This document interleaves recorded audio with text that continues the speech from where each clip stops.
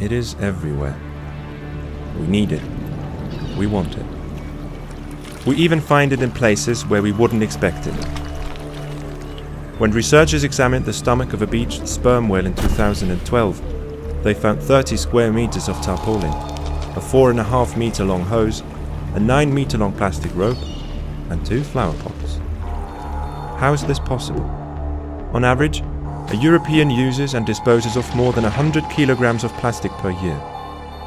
A large part of plastic waste ends up on huge landfills or in the sea. Today, more than 100 million tons of plastic is drifting around the oceans. Due to particular currents in the Pacific Ocean, a new continent has been born. A mass of plastic waste the size of Europe. In some areas of the oceans, there is up to 60 times as much plastic as there is plankton. Because plastic does not rot, it lasts up to 500 years. Through exposure to sun, wind, and water, plastic is broken down into microscopic parts. These plastic particles can absorb high concentrations of agricultural and industrial toxins. Many animals mistake the plastic for plankton and eat their fill. Every year, more than 100,000 turtles, marine mammals, and seabirds die a slow and painful death because they starve with a full stomach or because their intestines rupture. Other marine creatures in whose cells plastic and toxins have accumulated end up as seafood on our plates. The smallest form of plastic are microplastics. They are added to cosmetics, shower gels, and toothpastes. A tube of toothpaste contains up to 10% microplastics.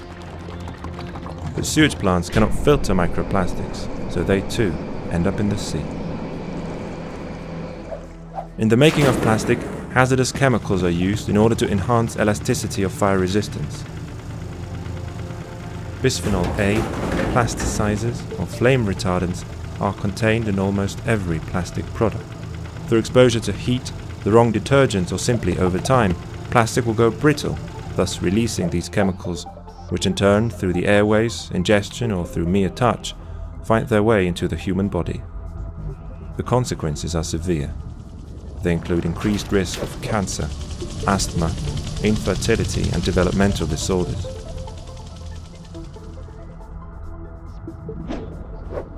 The plastic industry tries to cover up any scandals and runs a gigantic lobbying campaign in order to prevent stricter laws or inquiries. Plastic factories are veritable fortresses, the plastic production process a tightly kept secret. This is one of the reasons why no one is exactly sure what substances are added to the plastic. Over the course of the last 10 years, only 11 chemical substances could be analyzed out of a total of 100,000 possible additives. But there is hope yet. Intelligent robot nets, or fishing boats converted to floating recycling factories, are intended to cleanse the oceans. Bioplastic made of maize or starch could replace conventional plastic.